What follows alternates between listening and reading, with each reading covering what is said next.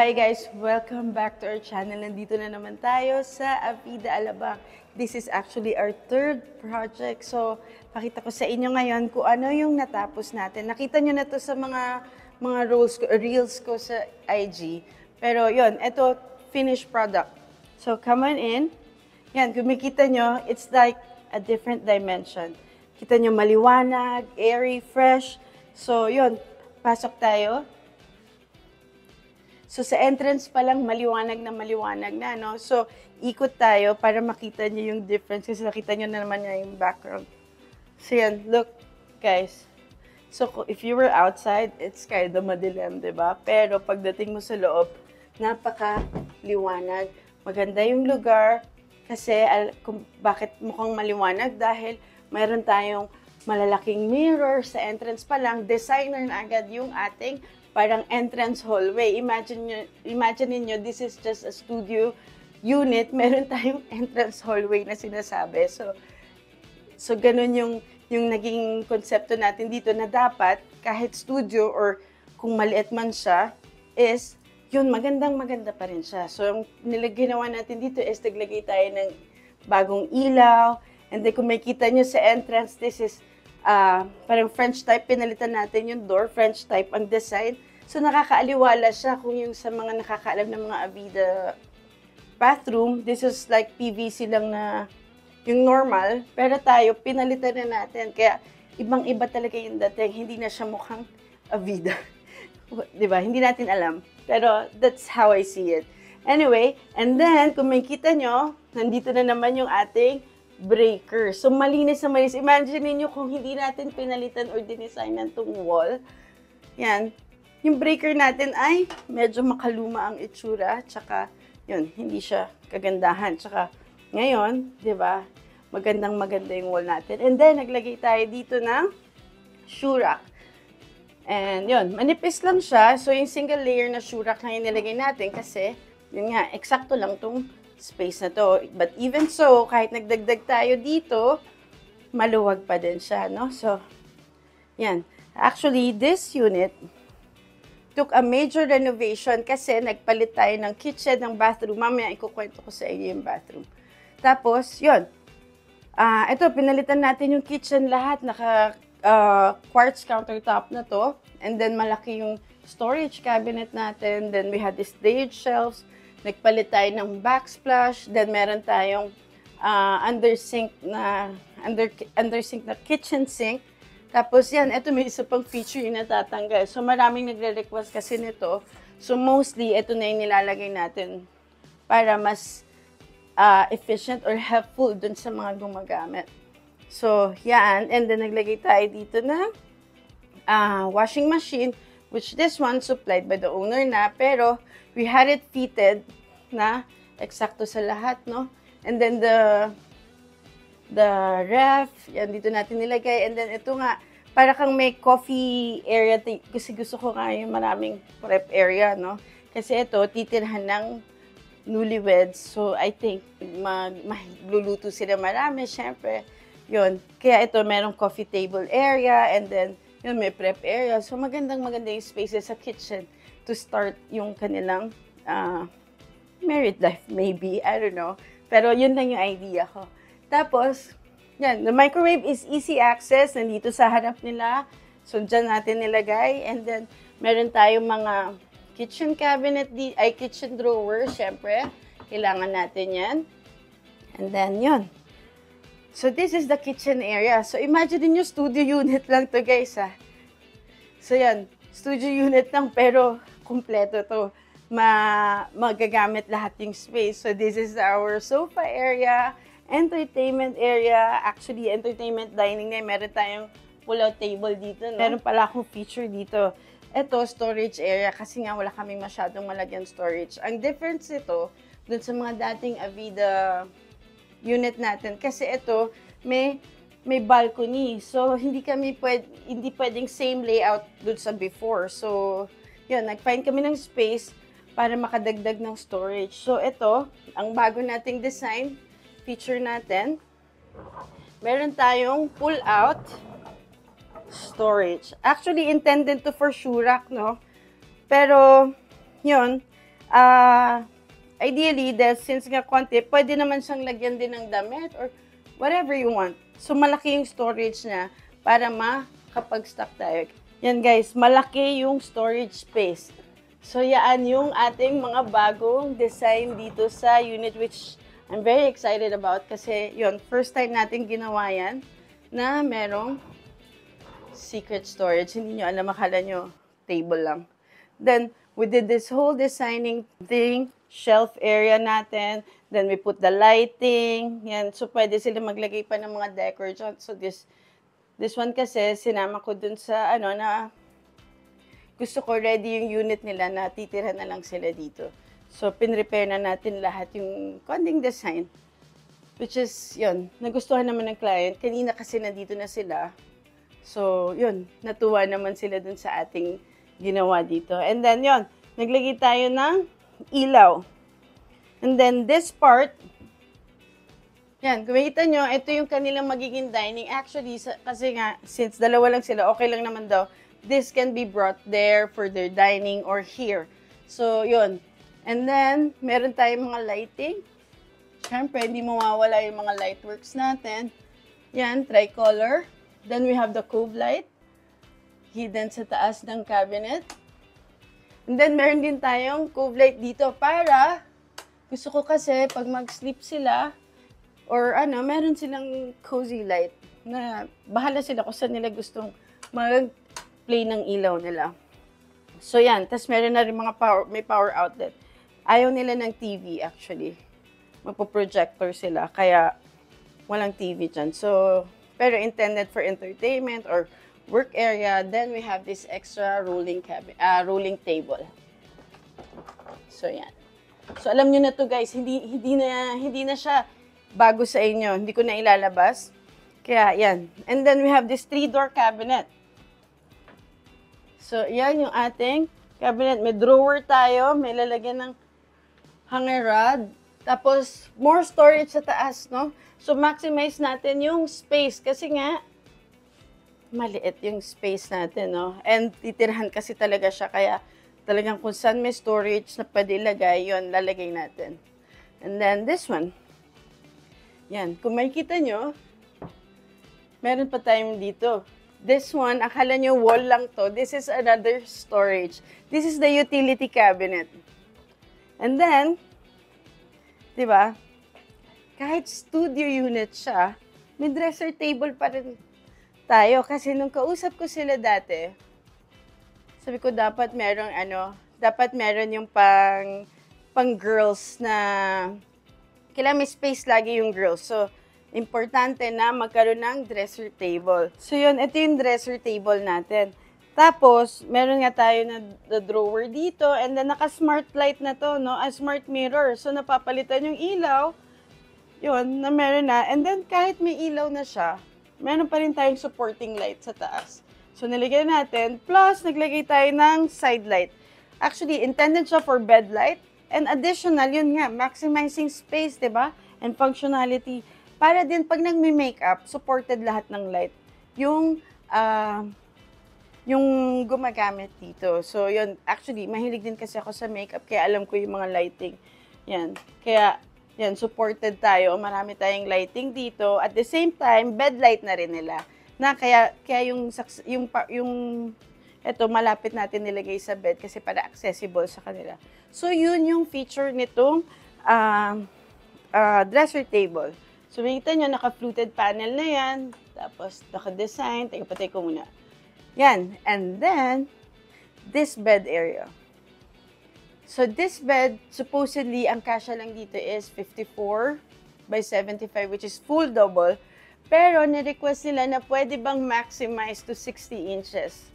So, few inches, few centimeters in a condo, sometimes crucial yun, no? Pero ito, lahat pinaalam natin, ito yung mangyayari, ito yung magkakasya. Kakasya siya, pero may konting sikip or something like that. Na yun, approve naman ni owner. So, this one, maximize 60 inches. Sige, pwede.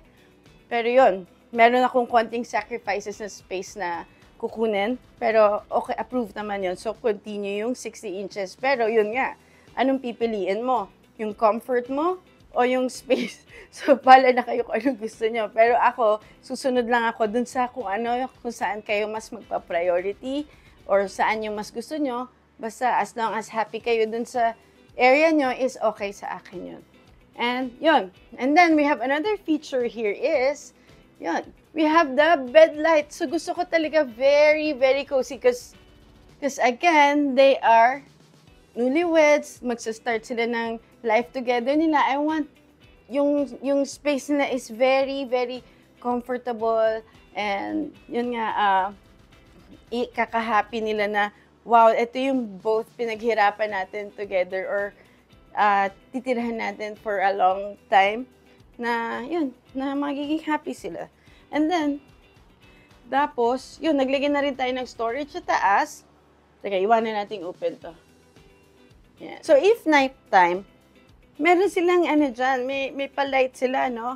So, kung papatayin natin yung mga ilaw, yan. So, very, very cozy yung magiging space nila. Wait, hindi ko mapatay malayo yung sa main. Anyway, that's the whole point of it na gusto ko comfy yung gagamit.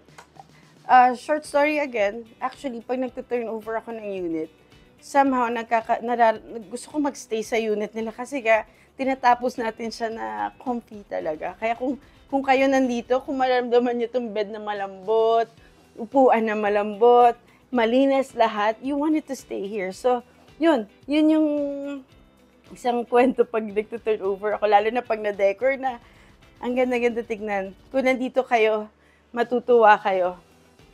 So, huwag kayong mag-expect na maluwag to kasi hindi po malaki yung unit. Pero, yun nga, nagawa natin ng paraan na ma-achieve yung mga kailangan ma-achieve. Storage, 60 inches na queen bed. So, yan, ina-achieve natin lahat. And then, meron pala tayo dito. So, dahil well thought out nga palagi na iniisip natin pag natulog sila, ano yung gagawin nila, ganyan. Meron ako nilagay na side, kung makita nyo, because this place, wala na side table tong area. So, kung makita nyo, may power outlet pa ako dong nilagay. So, which is very important, di ba, sa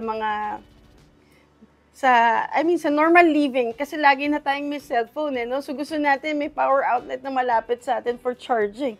So, yan yung mga, akala nyo wala, diba? So, lahat hidden. Malinis lang tignan. Tapos, kahit pa dito, may mga side table tayo, side shelves.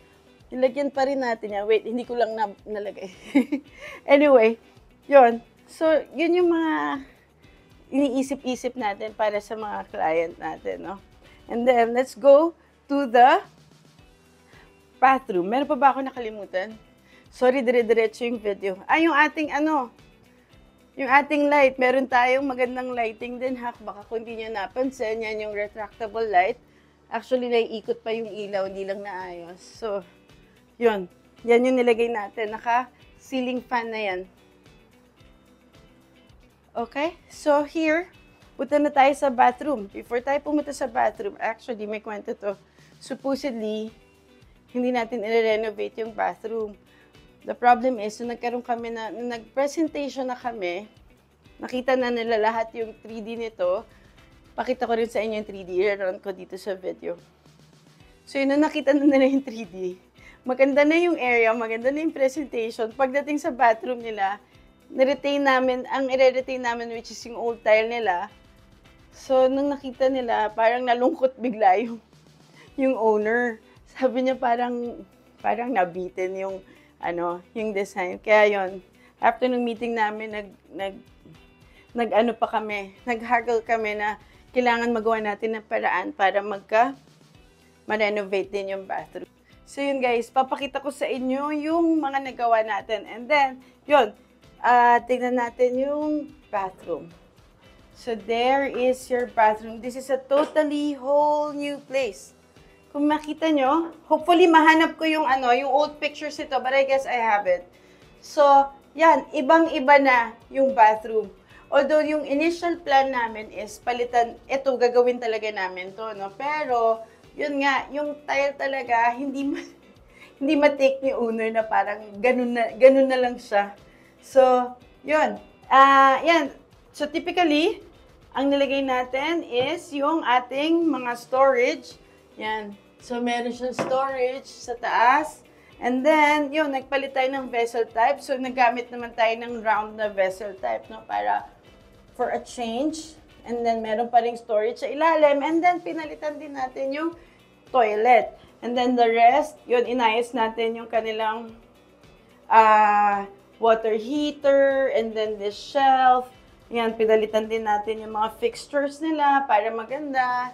Tapos naglagay din tayo nitong towel rack nila.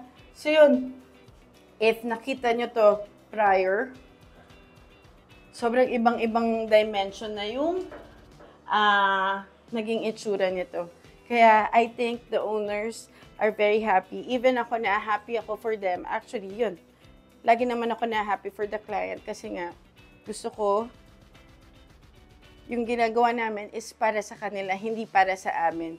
No? So lagi ang thinking and logic namin is ikaka-happy nung sineserve namin na client. So yun guys, again, thank you so much for watching. I hope marami kayo natutunan. May mga bago na naman tayong design, ideas na sinishare sa inyo na matututunan nyo or mai-inspire kayo gawin, no? So, yun. After this video, actually, huwag nyo munang i-pause kasi, huwag muna kayo mag-next. Meron akong interview with the client. So, panoorin nyo rin para at least, other than sa kinwento ko or ginawa ko, alam nyo rin yung totoong tunay na nangyayari dito sa paggawa natin, no? Yung mga services natin. It's from them na yun, it's a living proof. Hindi na natin kailangan gumawa ng screenshot ng mga chats, gano'n. Which is, kayo nang bahala mag-judge kung anong sa tingin nyo dun sa sinasabi ng mga client natin. So, yun guys. Thank you again for watching. Don't forget to follow, like, and subscribe our YouTube channel, all our social media channel, YouTube, Facebook, and Instagram. It's all LBP Arts and Interior. So, yun. Thank you again for supporting, no? So, I see your comments and likes. Natutuwa ako sa inyo. Maraming salamat. And, yun. I'll see you on the next video. Bye! So yun guys, nandito tayo ngayon kasama natin yung owner na itong unit. So swerte natin kasi napagbigyan tayo ng interview, no? So ito itatanong natin para malaman din ng lahat kung ano, paano yung nangyari dito sa kanilang unit. Right from their, yung sa mouth nila na, yun, yung kung ano talaga yung totoo, no? Hindi puro kwento ko lang. So sir, share mo naman sa viewers natin kung ano yung feedback nyo or experience nyo with us nung habang ginagawa natin tong unit. So, yun. Thank you, Ma'am Hao. So, it all started when I was browsing through YouTube and looking at designs or inspiration for uh, condo renovation. Then I stumbled upon Ma'am Hao's content video, and it's the first na video na pinod ko. Sobrang nagandahan ako, and so, sakto-sakto kasi parang Avida din yung venue. So sabi ko, I think med, ma, she'll understand and know what she's gonna design and lay out everything that I envisioned. And what I wanted was what she presented and just recently done. And syempre, I checked other designers and contractors, but I was really dead set on Wow, Ma'am talaga? Ma'am Ao's Kinilig naman ng konti. and then yun, I reached out to her via I think Facebook in your Facebook Facebook. page, yung LBBP Interiors. Yeah.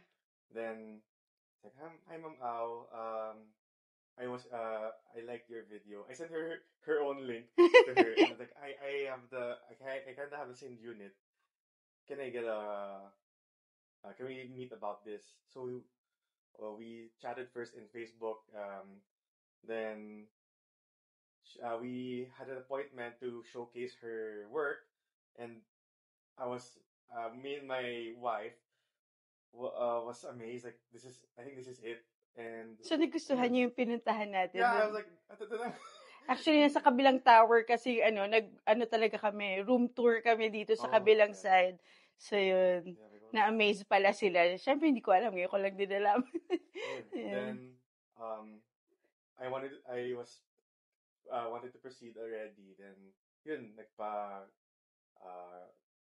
we discussed more on the contracts and everything, what's very great about Ma'am Au. First, very detailed everything from what do we want and what she can suggest and what goes well with this, and all our questions or inquiries nasagot niya, and we were very very happy with all the services and the during in the process um, of checking getting updates and answering our concerns. Very fast, bilis ang Talaga, nagawa. mabilis. Nabibilisan ba And kayo? then, nagets mo agad yung mga gusto namin i-change or Talaga? i-improve. Okay. Nice. That's good to... Kailangan ko rin siyang malaman para at least kung may improvements pa, ma-adjust namin. And Ganun. it's tailored fit to you, to what you want talaga. And then, syempre, she has her expert opinions. Syempre, we go to her. For example, there was a problem with my purchases with the appliances. Yeah, bumili sila ng oversized na ref actually. Gagawin na yung paraan. As in, sabi niya, bahala. Okay. Went through, and now I'm very, very, very happy seeing it complete. Malapit na. So excited to be our first home with my wife. Yes. Ayun, yung ano naman, yung time na nagpapa-adjust tayo, yung processes natin, yun. Ano ba yung naging feedback nyo dun sa movements natin dito? Natagalan ba kayo? Or, I mean, in all honesty. Siyempre, it was your first time to have a major, I think, purchase or investment. And was it worth it then? I mean, super worth it. Kasi, yung nakita niya dito. What I saw, what I envisioned was exactly this, or better. Talaga ba? Okay. It's like, I didn't imagine that she would be innovating mga hidden cabinets or mga utilizing all the spaces to have more storage, because that's what we really aim to have. The functionality and the design, she just mashed it up together and she created a beautiful masterpiece. Thank you. So, yun, ano pa ba yung idadagdag natin? Si Ma'am baka may gusto idagdag. Andito si Wifey kasi, she's very shy. Just a glimpse of her. So, yan. Ano pa ba idadagdag? So, yun, siguro may ending words ka pa or whatever? Or shout out? If you guys want to have your condominiums or any rooms renovated or decorated, I would highly recommend Ma'am Au and LVDP Interior. They do a fantastic job. They will really, their client in Centec, and I'm very happy, and we might do more business. Oh, wow, talaga? Oh, nice. Meron na kaming next project. We'll talk about that, and we're just so excited. And thank you so much, Ma'am Au. Thank you din. Maraming salamat for trusting. Accommodating us. And, yeah. Yun, okay, sige, thank you. So yun guys, narinig niyo from him, from the owner na yun, hindi lang tayo nagkukwento. So, totoo yung mga kinukwento ko dito palagi sa inyo. Talaga yung kung ano yung binlog ko, kung ano yung sinabi ko, yun talaga yung totoo. So, yun guys, thank you for watching. I'll see you on the next video. Bye!